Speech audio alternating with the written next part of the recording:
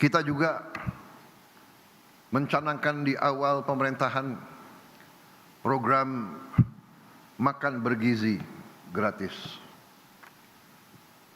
Pertimbangannya sangat sederhana, bahwa dari semua kajian rata-rata 1 dari 5 anak Indonesia kekurangan gizi. 20%. Di beberapa daerah sampai 30% lebih. Itu yang jelas dikatakan malnutrisi, stunting, badannya sangat lemah, pertumbuhannya tidak normal. Kemudian ternyata puluhan juta anak-anak Indonesia berangkat sekolah tanpa makan pagi. Banyak juga makan mereka hanya nasi dengan daun-daun. Untuk itu kita telah melihat contoh-contoh banyak negara,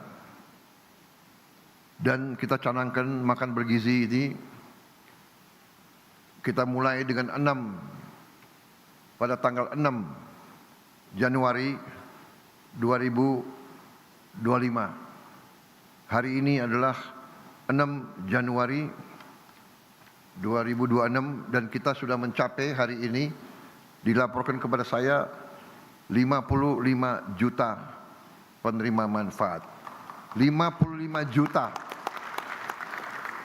55 juta anak-anak Indonesia menerima makan tiap hari, dan termasuk ibu-ibu hamil. Ini sesuatu yang membanggakan juga, karena negara-negara yang kita ketahui, contoh Brazil, Presiden Brazil menyampaikan kepada saya, mereka butuh 11 tahun untuk mencapai 40 juta penerima manfaat. Kita 1 tahun mencapai 55 juta penerima manfaat. Apakah ada kekurangan? Ada. Dalam usaha manusia sebesar ini pasti ada kekurangan. Apakah ada penyimpangan? Pasti. Dalam usaha manusia sebesar ini pasti ada kekurangan dan penyimpangan. Tapi kita bersyukur bahwa kalau kita pelajari dengan objektif statistik, boleh dikatakan bahwa kita 99,99%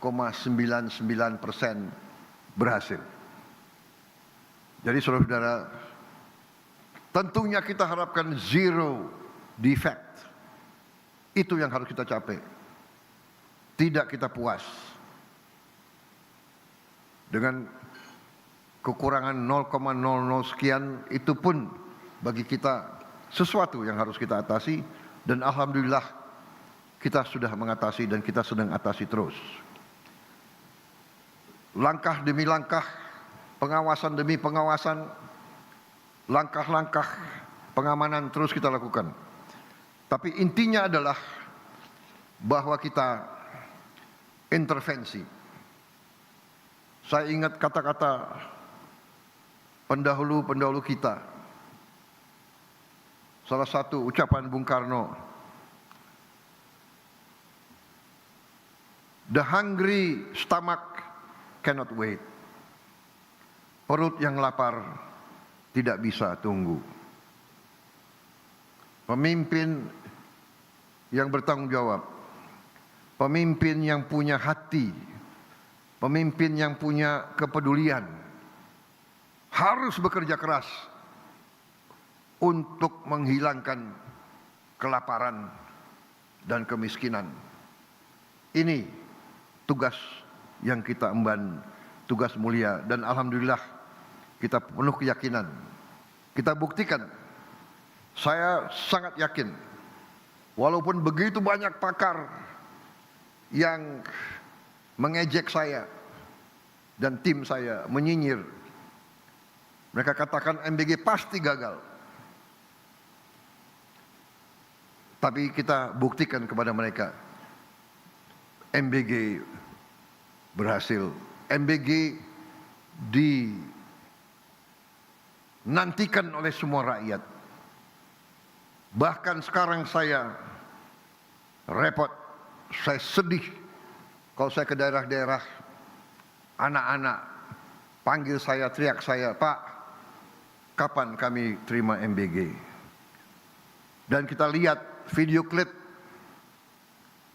bagaimana kendaraan MBG datang, rakyat menunggu, menyambut. Ya Allah, udah ditandingan anak ini, ya Allah.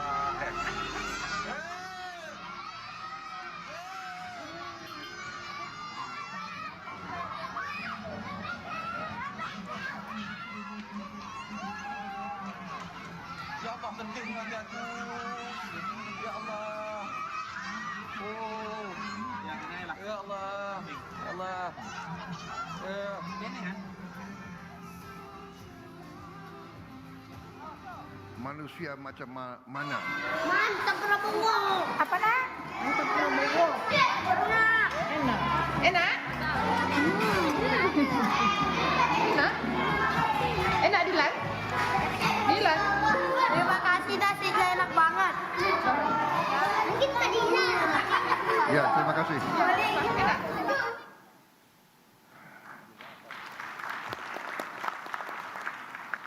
Saya tidak paham manusia macam mana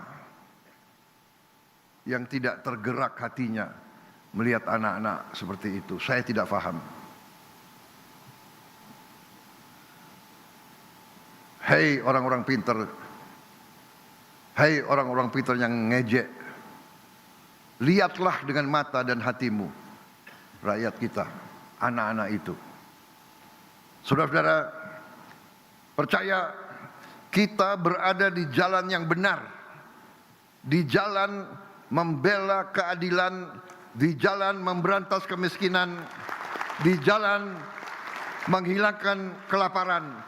Kita berada di jalan yang bersih, yang suci.